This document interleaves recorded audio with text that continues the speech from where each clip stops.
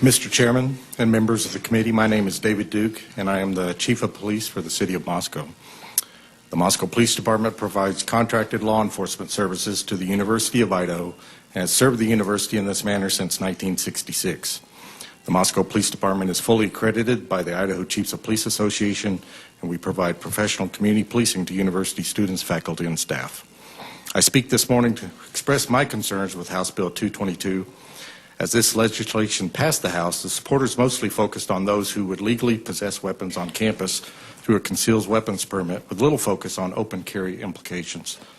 Based on investigative findings and 38 years of law enforcement experience, my reservations, if and when this legislation becomes law, include the following, and I will reduce some of my points for time. Risky and impulsive behavior is frequently observed in those in their late teens and early 20s. The prevalence of alcohol and drugs on campus is a prime reason to keep guns out of the hands of college students. Surveys report that approximately 40% of college students binge drink in any 2-week period. Some of the national statistics reported by the journal Studies of Alcohol include, on average, more than 600,000 students a year between the ages of 18 and 24 are assaulted by another student who has been drinking. 599,000 students between the same ages are unintentionally injured under the influence of alcohol. Suicide rates also have to be included, and that's already been presented, so I'll go to the next one. The upsurge in accidental shootings is a concern which cannot be discounted with the reintroduction of guns being carried on campus.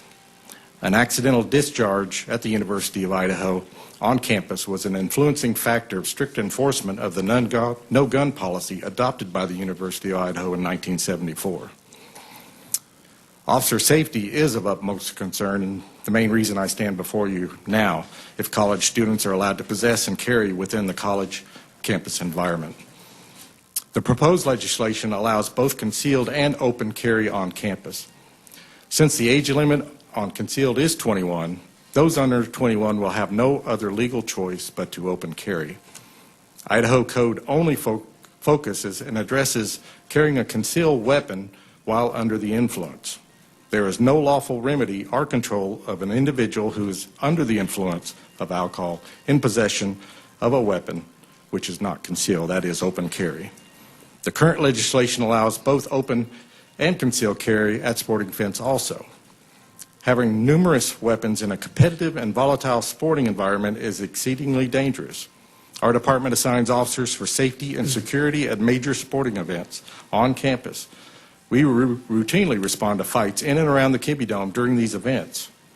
Inserting a firearm into this confrontation will lead to injuries or even death to those involved and also to innocent bystanders. With the current policy of no guns on campus, both the university and police have actionable directives to keep guns out of tailgating activities around the Kibbe Dome. If this proposed legislation passes, nothing will preclude impaired and or intoxicated students or alumni from possessing guns while under the influence. A person over the age of 21 can legally consume copious amounts of alcohol and still possess a displayed gun. Tailgating at the Kibbe Dome typically involves from 500 to 2,000 students drinking in permitted areas. When tailgating activities are suspended at the beginning of the game, the majority of these students do go inside the Kibbe Dome. And lastly, when responding to a weapons offense or active shooter incident on campus, officers will not be able to distinguish between the perpetrator and the victim, as been testified before, when more than one person is in possession of a firearm. The likelihood of a victim being injured by an officer in this chaos is high, and the hesitation by the officer to identify who to defend will place the officer's personal safety in jeopardy.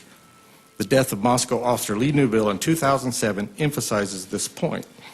The student who responded to the gunfire at the Latah County Courthouse, who was shot by the perpetrator, would have most likely been shot by law enforcement while displaying the weapon as he entered the courthouse parking lot, and would have been shot if he had the opportunity to discharge the handgun. The International Association of Campus Law Enforcement, that is ICLEA, issued an opposition response statement in 2008 when various legislative initiatives appeared to allow guns on campus. ICLEA remains apprehensive that concealed carry laws have the potential to dramatically increase violence on campus and university campuses. The Moscow Police Department administration urges policymakers to consider the currents of IACLEA and the American Association of State Colleges and Universities, along with other research papers that have been issued and other organizations about the dangers of guns on campus. Our agency joins with the University of Idaho to oppose House Bill 222 in its current form and ask this committee to reject this legislation before you and allow the decision pertaining to guns on campus to remain at the local level. Thank you for giving me the opportunity to speak and answer your questions. Thank you. Any questions? Senator Gill. Thank you, Mr. Chairman. Chief Duke, thanks for traveling down here for this. Much of your testimony had to do with your concern with alcohol and guns together. This proposed bill only deals with concealed weapons on campus. Can you help me understand, at the University of Idaho, is alcohol also allowed on campus, and is that everywhere or only in restricted areas? Kibbe Dome, different things like that, where you're talking about particularly emotional things. I just don't know what the policy there is regarding alcohol on campus. The City of Moscow has a open container restriction on alcohol, so you cannot carry an open container of alcohol while you're in the City of Moscow and the university because it's in the city. During these sporting events, privatization areas where alcohol is permitted is allowed, so they can drink out in the public. They can also drink within their rooms, but I'll have to ask Marty Peterson to answer those questions of which buildings do not permit alcohol, but we're dealing with those over the age of 21. Mr. Chairman, follow up?